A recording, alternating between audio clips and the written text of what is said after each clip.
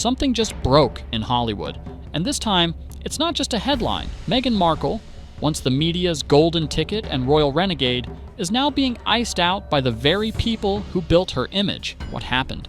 Why has Oprah gone completely silent? And why did Tyler Perry, the man who once flew Meghan and Harry to safety, publicly call her out in front of the world? This isn't just another Hollywood fallout. This is Meghan Markle's credibility crumbling, one ignored call at a time. Tyler Perry's public shocker. The Bet Awards were meant to be a polished evening of tributes, celebration, and carefully crafted moments. But no one expected Tyler Perry to be the one who'd flip the entire tone of the night. As he stood under the spotlight, delivering what seemed to be a heartfelt speech, the energy in the room shifted fast. Right in the middle of what was clearly a scripted moment, Tyler went off script. He looked into the crowd and calmly delivered a line that sent shockwaves through the audience. "You can't build a palace on unpaid bills." That one sentence landed like a thunderclap. It wasn't loud or dramatic. It was precise, calculated, and everyone in the room immediately understood who he was referring to, without him saying a single name. Gasps rippled through the audience. People leaned in. Phones came out. Social media caught fire. Within minutes, clips of his remark were trending across every platform. Viewers at home were frozen in disbelief, rewinding just to make sure they heard it right. Tyler Perry, a man known for loyalty and discretion, had just broken ranks publicly. And that one sentence wasn't just a clever line, it was a signal, a shift in tone from someone who had once gone to extraordinary lengths to protect and support Meghan Markle and Prince Harry. Now, that same man was letting the world know he's done protecting anyone who doesn't respect the help they were given. Years of support, gone in seconds. To understand why that one moment felt like such a betrayal, you have to look back at everything Tyler Perry did for Meghan and Harry, when almost no one else would. In 2020, when the couple stepped away from their royal duties, they found themselves without security, without a home, and without a clear plan for what came next. The world was watching, but behind the scenes, they were scrambling. That's when Tyler Perry stepped in, not just as a celebrity peer, but as a lifeline. He arranged for a secure private residence in Los Angeles. He provided security personnel. He even offered the use of a private jet. And he did all of this quietly, without asking for public acknowledgement. It wasn't about publicity, it was about trust. He believed in their transition and supported them unconditionally. But over time, according to people close to Perry, something changed. He started to feel taken for granted. Years passed, and while the couple's public image evolved, Tyler reportedly saw little in the way of appreciation or accountability. Bills remained unpaid. Promises weren't followed through, and slowly, what began as a relationship built on mutual respect began to feel one-sided. His team reportedly urged him to set boundaries, saying, "This isn't generosity anymore. It's unpaid responsibility." So when Tyler Perry stood on that stage and made his now infamous comment, it wasn't just a clever quip. It was a public boundary being drawn, a message to someone he once called a friend, that trust only lasts as long as it's honored. Oprah's complete silence. If Tyler Perry's public remark was a clear shift in loyalty, Oprah Winfrey's silence has been even more telling, and arguably more damaging. Let's rewind for a moment. In 2021, Oprah sat down with Meghan and Harry for what became one of the most talked about interviews of the decade. That conversation was broadcast to millions across the globe. It dominated headlines for weeks. Oprah's platform elevated Meghan's voice to a level few others could ever offer. The sit-down wasn't just influential, it helped shape public opinion.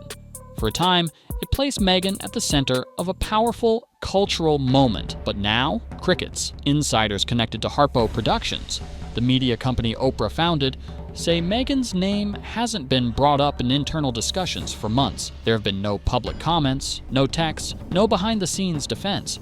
Oprah hasn't even acknowledged Meghan in passing, a dramatic contrast to the visible support she once gave so openly. And here's what makes that silence so loud. It's strategic. According to sources, the decision wasn't emotional. It was professional. Meghan's image has become complicated.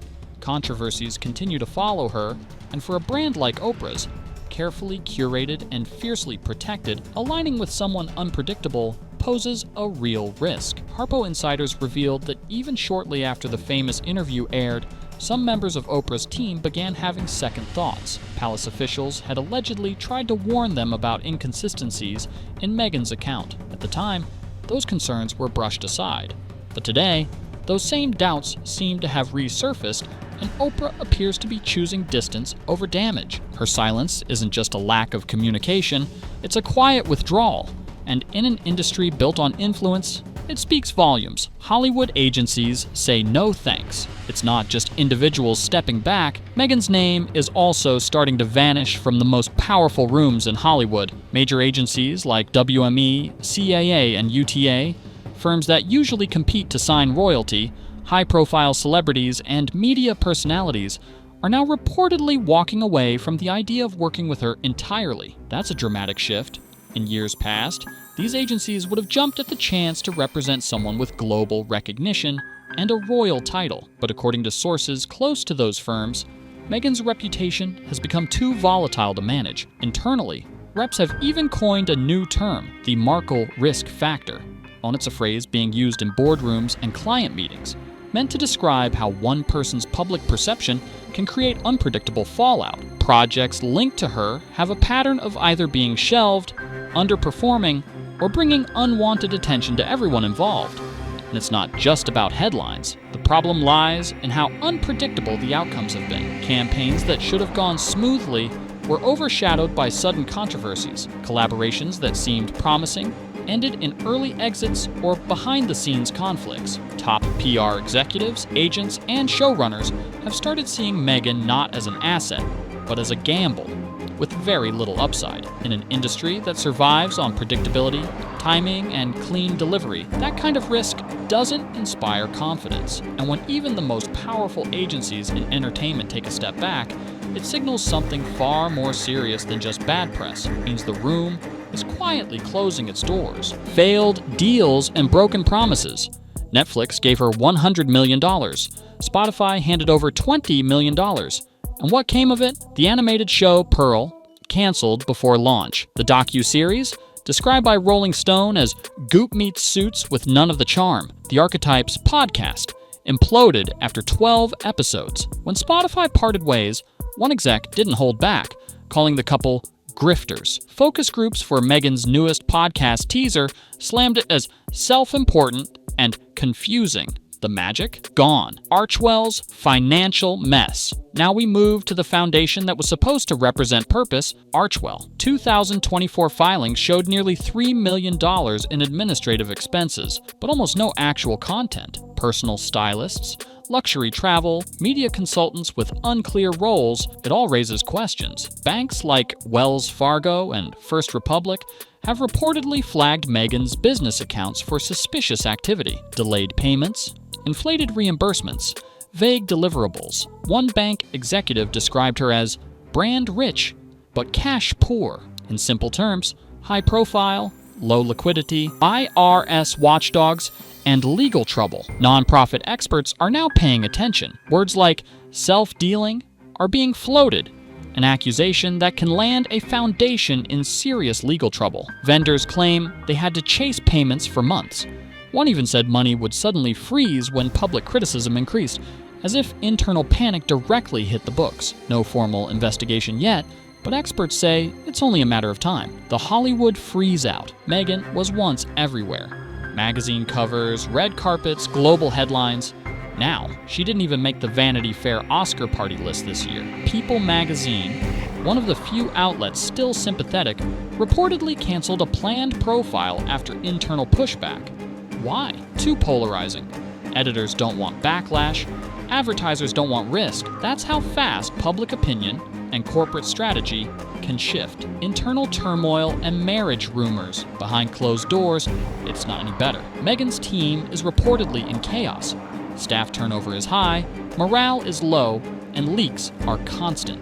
Her PR firm is focused entirely on damage control, not strategy, not growth, just plugging leaks. And what about her marriage to Prince Harry? Once her ultimate shield, it's now being dissected frame by body language experts. No more fairy tale, just speculation. The end of the brand.